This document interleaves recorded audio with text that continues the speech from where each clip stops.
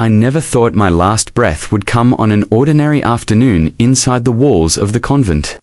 I never imagined that in just a few moments, my heart would stop, and I would be carried into a world beyond death itself. Asterisk name is Sister Maria, and for 6 minutes, I was gone, dead. But in those 6 minutes, I saw something no human eyes should ever see. Jesus showed me. The moment when all technology, all machines, all the devices we cling to, will fall silent. And what I witnessed has shaken me to the very core of my soul. Asterisk, I'm sharing this not to frighten you, but because I know, deep within my heart, that I was sent back to tell you what is coming. So please, listen carefully. Asterisk, it was a Tuesday. I remember because the convent bell had just tolled forenoon prayers. The sisters were in the chapel, and I had stayed back in the kitchen to finish cleaning. I felt a sudden pressure in my chest, like a hand pressing down on me from the inside. My breath caught, my knees weakened, and before I could cry out, the world tilted into darkness. Asterisk, I collapsed. My body fell against the cold stone floor. I could still hear the faint echo of the bell. Fading. Then, nothing. Silence. Absolute silence. Asterisk, the sisters told me later that when they found me, I wasn't breathing. My lips had turned blue. My heart had stopped for 6 whole minutes. Asterisk, but I didn't know I was gone. At first, I thought I was dreaming. I opened my eyes, and I was standing, not lying down. Yet, strangely, my body was below me, lifeless.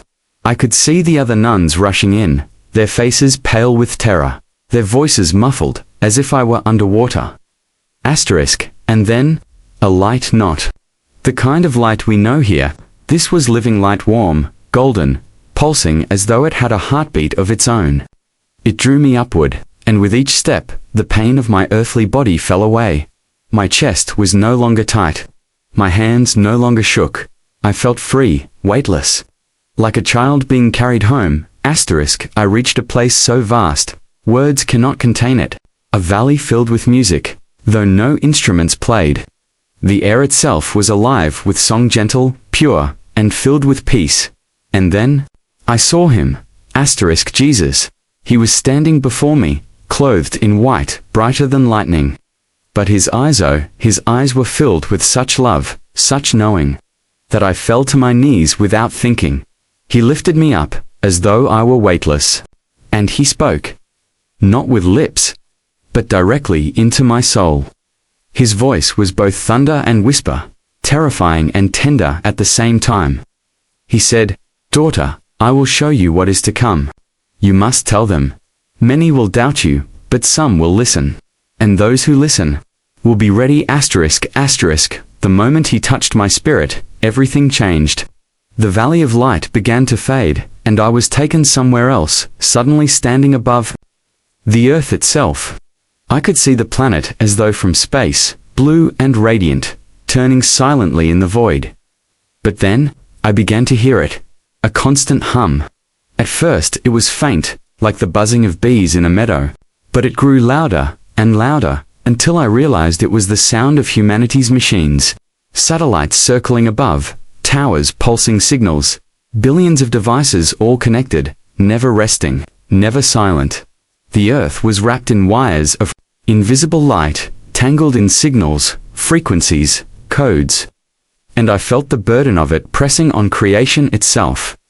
Asterisk, Jesus stood beside me. His face was sorrowful.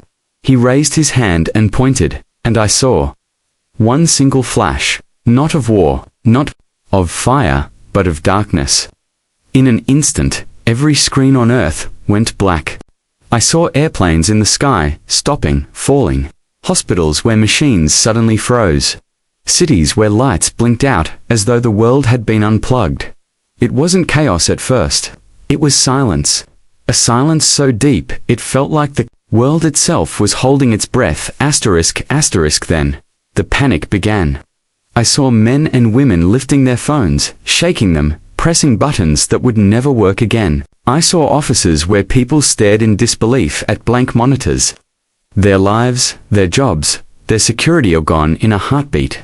The streets filled with confusion. No cars moved, No voices carried over wires. The web, the net that tied all of mankind together, had been cut. And in the silence, I could hear crying, shouting, some prayed, some cursed, but all were helpless. I wanted to look away, but I couldn't. Jesus wanted me to see it all. My heart trembled. I whispered, Lord, why? Why would you allow this? His gaze pierced me, yet it was not anger, it was grief. He said, They have built their lives upon a tower of wires and lights, and they have forgotten the light of the world.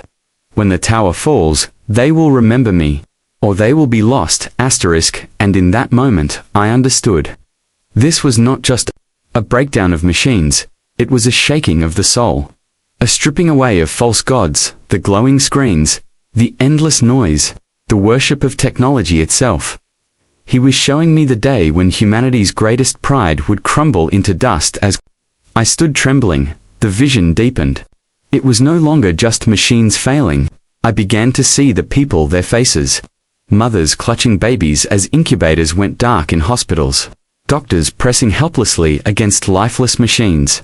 Airplanes spiraling downward, pilots crying out. Entire cities swallowed by a darkness more terrifying than night, because it carried no hope of dawn.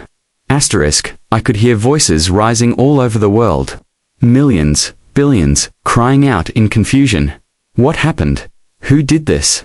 How do we fix it? But there was no answer, no signal, no guidance.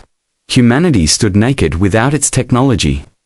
Like a body without breath. I saw families huddled together in their homes, candles flickering weakly. Some prayed for the first time in years, whispering names of saints, calling on God with shaking voices.